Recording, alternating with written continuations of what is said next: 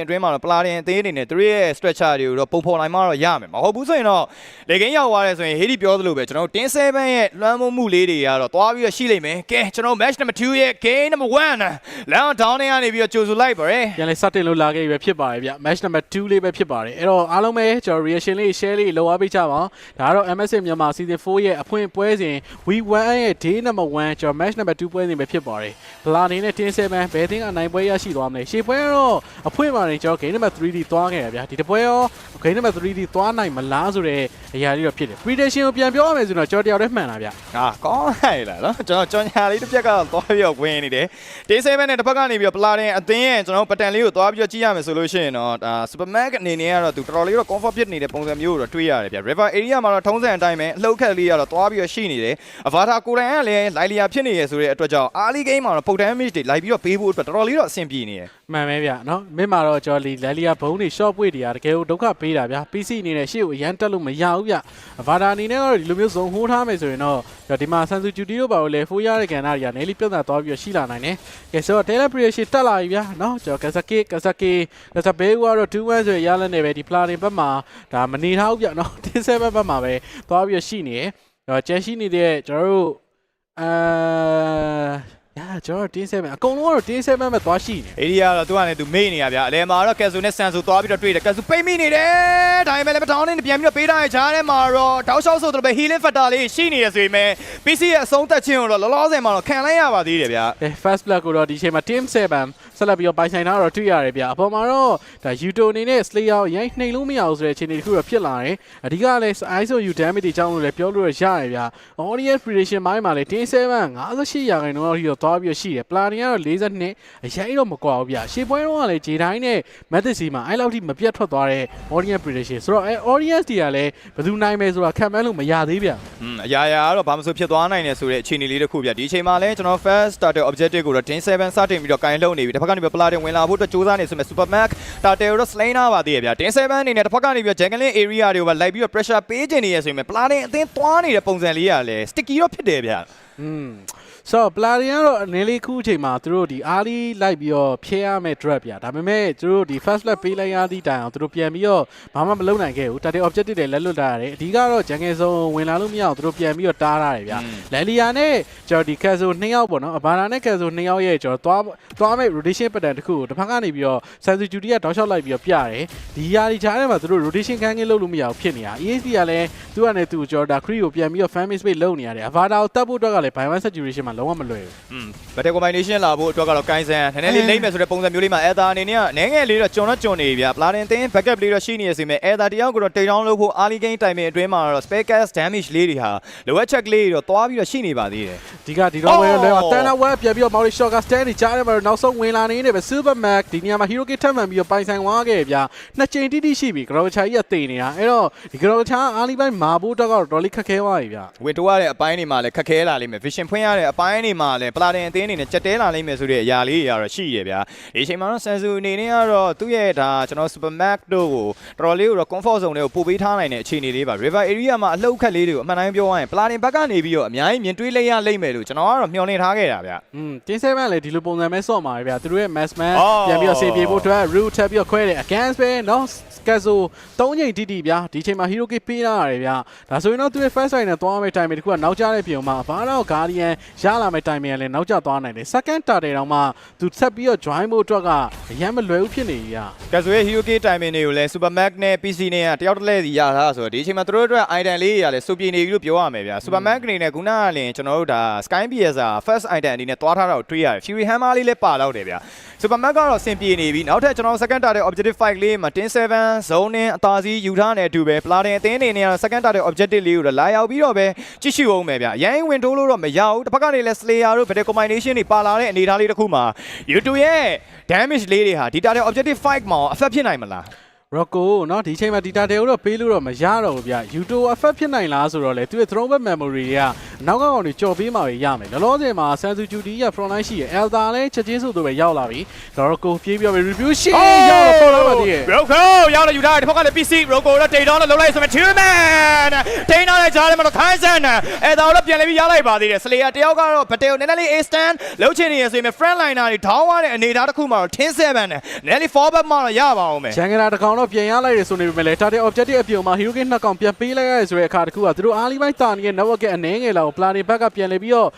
့ဖြတ်ချထားနိုင်ခဲ့လို့ပဲဆိုရမယ် Superman အပေါ်မှာတော့ကျော်ရှိနေခဲ့တဲ့ tower လေးကိုတော့ပြန်လဲပြီးတော့ defend ထားသေးရဗျာ YouTube ပါဝင်လာတဲ့အရာတခုကအရင် event မဖြစ်သွားဘူးဆိုနေပေမဲ့ဒီဘက်ကဒီကက်ဆိုမမာနိုင်တဲ့အခြေအနေတခုမှာဘာရက်ကြီးပြန်ရောက်လာတဲ့ကိစ္စကတော့နည်းလေးပြဿနာရှိတယ်။ခိုင်ဆန်ဝင်ပြီးတော့ထိန်းထားတဲ့အခြေအနေတခုမှာနောက်ဆုံး retribution ကိုရအောင်ပေါက်ပြီးတော့ Rocco ပြန်မထွက်သွားနိုင်ဘူးဆိုတော့အချက်တစ်ချက်ကလည်းချက်ချင်းဆိုသူ PC ရဲ့ ball line တလင်းကြောင်းလို့လည်းပြောလို့ရတယ်။အများကြီး advantage တွေရသွားတယ်ဗျာပလာတင်ကဒီ second target objective 5မှာပွဲကတော့နည်းနည်းလေးစတင်ပြီးတော့တိန်းဆောင်ကျင်စားတော့ပြုလာပြီဆိုရင်တင်7ကပေါ်လမ်းမှာရှိနေတဲ့ YouTube တို့ pressure ပေးဖို့အတွက်ကတော့နည်းနည်း planning ကတော့ရှိနေတယ်ဒါပေမဲ့လည်းတစ်ဖက်ကနေပြီးတော့ Kazo backup ရှိနေတဲ့အနေအထားလေးတစ်ခုဗျာအဲ့တော့တင်7သူတို့လိုချင်နေဆိုရဲဒါ tower objective လေးပဲအရင်ဆုံး focus ထားပါသေးတယ်။ဒီ tower ပေးလိုက်ရမယ်ဆိုရင်တော့တေးကြတဲ့ Slayer အနေနဲ့ default ပြီးတော့ family space ရသွားနိုင်ကြတော့များတယ်ဗျာ။ခုနအချိန်ဒီမှာဆိုရင် तू မသေးဘူးဒါပေမဲ့ Grey Sky first side နဲ့တခုအနေနဲ့ထွက်ထားတဲ့အရာတခုတော့ရှိတယ်။အဲ့တော့ time ပိုင်းကပြန်ကြည့်ရမယ်ဆိုရင်တော့9မိနစ်အောက်မှာ trendy hero တွေဒီ item 2ချောင်းပြီးကန်ဒီဆက်ဆက်တခုတည်းတော့သူတို့နေရာရောက်နိုင်တယ်။မြင့်မှာတော့ Jordy အထိုင်မေးတယောက်ဖြစ်တဲ့ Euro ကတော့နည်းလေးဒါ lane တွေပါပြန်ပြီးတော့ရှင်းလာတယ်ဗျာ။ Avatar နဲ့တော့နေတော့ကွာတော့ဗောနော်။ Avatar တော့ lane ကိုအဲ့လိုမျိုး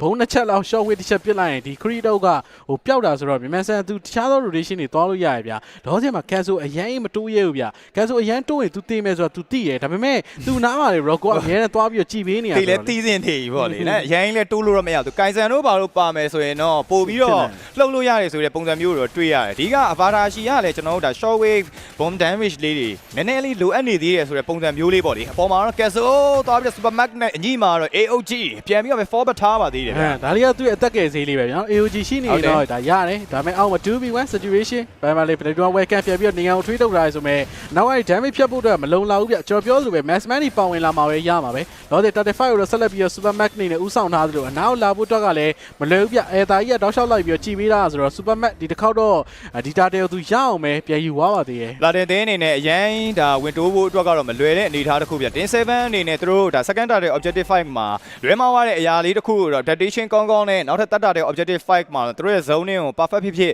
ယူသွားခဲ့လို့ပဲပြောရမယ်။ Hero K42 နဲ့ Normal Gap မှာ 355k goal lead တင်း7ဒီ early game time အတွင်းမှာပလာတင်အသင်းကိုဖိအားပေးပြီးတော့ကစားထားနိုင်တယ်လို့တော့ပြောလို့တော့ရမယ်။ဒါပေမဲ့ခုနလိုမျိုးဗတဲမျိုးတွေဆိုတာ first target ဒီ first law objective 5တွေ second law objective 5တွေမှာလည်းကျွန်တော်မြင်တွေ့ရနိုင်ချင်ရှိတယ်ဗျ။ဒါတော့အမှန်ပဲဗျ။အပေါ်မှာလေးထပ်ပြီးတော့ကျွန်တော်ဒါ Slayer အနေနဲ့ lane ကို double lane family တခုတော့လုံနေ။ Caso ကတော့ Vara Guardian နှစ်ကြိမ်ရှိပြီဗျ။နောက်သူပြန်ပတ်ဖို့အတွက်တုံးလိုက်တာဒါပေမဲ့အောက်မှာလေး first down နဲ့အပေါ်မှာလေး first down နဲ့ပေးရလိုက်ရတာဖြစ်တဲ့ကြောင့် day 7ရဲ့ target ဒီမြင့်မှာရှိနေတဲ့ first down တော့သူတို့သဘောကျနေပြီဆိုတော့ target objective တွေမှာ hero key ယူမယ် law objective မှာ hero key ယူမယ်ဒါပြီးသွားရင်သူတို့နေတဲ့ဒီ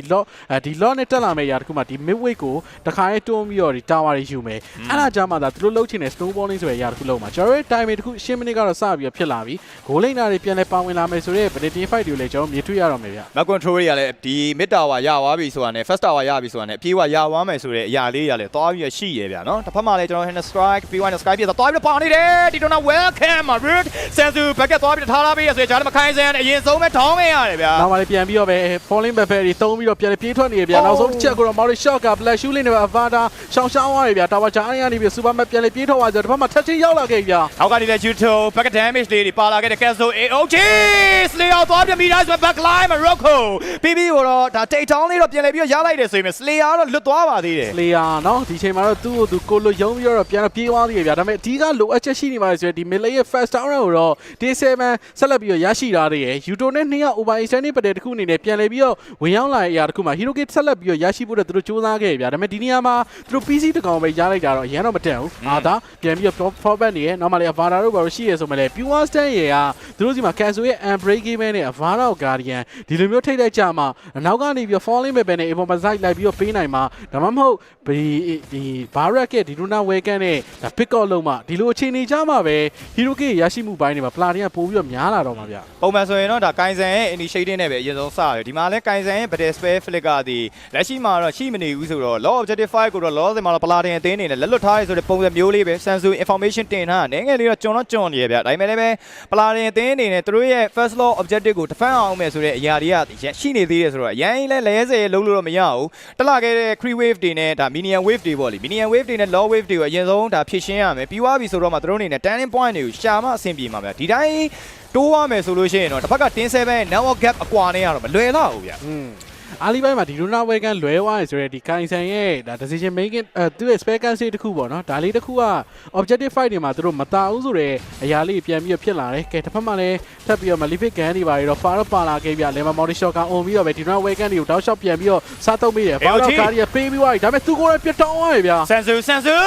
နောက်ကနေတော့ drone back memory follow up လေးလိုက်သွားတဲ့ဂျားထဲမှာတော့ sensu တယောက်ကတော့ပြန်လေပြီးတော့ပေးလိုက်ရတယ်ဗျာဒါပေမဲ့လည်းပဲ cancel နဲ့လဲထားတဲ့ခိုက်တန်လေးပါ day 7အနေနဲ့ high ground တက်လာခဲ့တဲ့ low wave နဲ့တူတက်ဖို့အတွက်စူးစမ်းအောင်မယ်ဒါလည်းပဲပလာတင်ဘက်မှာတော့ holy shield လေးကတော့ရှိနေပါသေးတယ် ဒီ law နဲ့တူ holy shield ကတော့ပေးရလိုက်ဖို့တော့များတယ်ဗျာနော်10မိနစ်ခွဲလည်းဖြစ်နေပြီမပေးဘူးဆိုရင်လည်းနောက်ထပ်12မိနစ်လောက်နေရင်တော့ဒီ holy shield တွေက drop ဖြစ်မှာမထူးဗျ second lot တက်လာမယ်ဒီ holy shield မရှိတာလည်းစားမယ်ဆိုရင်အပေါ်လည်း holy shield လေးပေးပြီးတော့ဒီ law မြန်မြန်ဆန်ဖြည့်ရှင်းလိုက်ဒါလေးတော့ကောင်းတယ်ဒါပေမဲ့လည်း inner tower တွေအကုန်လုံးနှီးပါတော့ day 7ဆက်လက်ပြီးတော့သိမ်းပိုက်ထားရဗျာ Paladin အနေနဲ့ကတော့ဒီ high ground defensive တခုကနေပြီးခုနလိုမျိုး hero kit design လေးစပြန်ရလာမယ် sky bear stat တွေပို့ပြီးတော့များလာမယ်ဆိုရင်တော့ brody ရဲ့ပြအားနဲ့လည်းသူတို့ပြန်ပြီးတော့ turning point တွေဖြစ်လာနိုင်တယ်ဒါပေမဲ့ trendy massman နဲ့ physical attack massman နဲ့ late game တအားရှင်ကြီးမယ်ဆိုရင်တော့ trendy massman ပို့ပြီးတော့တာတယ်ဗျ KDA တခုမှ102ဆိုပြီးသွားရှိနေရဆိုရင်မဲ့ဒါ massman 2ယောက်ရဲ့ network gap မှာတော့2000လောက်တော့သွားပြီးတော့ကွာတယ်ဗျာနော်2000ကတော့ကျွန်တော်နည်းနည်းပမာဏတော့မဟုတ်ဘူးအဲ့ဒါတစ်ပတ်စာလောက်တော့ရှိတယ်ကျွန်တော် Rose Goldman တော်တော့ဘာလို့လောက်ထိကိုကွာဟနေတယ်ဆိုတဲ့ပုံစံမျိုးလေးဗျပြီးတော့ကျွန်တော်တို့ဒါ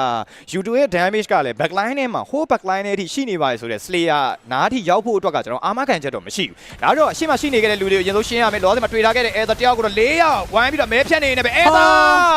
ရောအိုး throw back memory နဲ့ YouTube ရောက်တော့တိတ်တောင်းနဲ့လှုပ်ထားသေးတယ်ဗျာတစ်ခါတည်းလေ Broco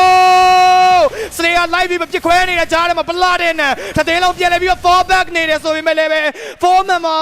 3 member လောက်ကိုတော့ပေးဆက်လိုက်ရပြီဗျာဘာမှလည်းချက်ချင်းဆိုသလိုပဲကျွန်တော်ဒီနေရာနဲ့အဝေးဆုံးထွက်သွားတဲ့ YouTube တယောက်ကတော့လွတ်သွားခဲ့ဗျာ Caso ကလည်းကယ်ဖို့အတွက်ကြိုးစားခဲ့ဆိုပေမဲ့သူ့မှာ Far-out Guardian လည်းမရှိတော့ဘူးတကောင်တည်းဝိုင်းပြီးတော့ damage တွေပေးလိုက်ရဆိုမှလည်းမပြတ်သွားဘူးဆိုရင်ဒီ unit ကြားထဲမှာသူတို့ပြန်ပြီးတော့ attacking ခံလိုက်ရဆိုတဲ့ကာလာတကူမှာ throw back memory ပေးပြီးတော့ Creo တော့ဖြည့်ရှင်းထားသေးရဗျာဒါပေမဲ့ကားတစ်စီးသွားပြီးတော့ကြံနေသေးတယ် 5 man တက်လာတဲ့ wave တွေကြားထဲမှာနောက်ဆုံးကားတစ်စီးကိုတော့ဖြည့်ရှင်းလို့ပြီးသွားပြီ Third wave တွေကြားထဲမှာ YouTube ပြန်လဲပြောပတ်နေဆိုမှလည်း Caso တောင်းသွားခဲ့တယ်ဗျာတက်လာခဲ့တဲ့ 3 wave တွေနဲ့အတူပဲပထမဦးဆုံး K number 1တော့10-7ပထမဦးစတင်ပြီးတော့ဦးဆောင်နိုင်ခဲ့ပြီပဲဖြစ်ပါတယ်ဒီဘက်ဆော့ဒီ series ရဲ့ game number 1ကိုတော့10-7ပပနည်းနည်းနဲ့ပဲ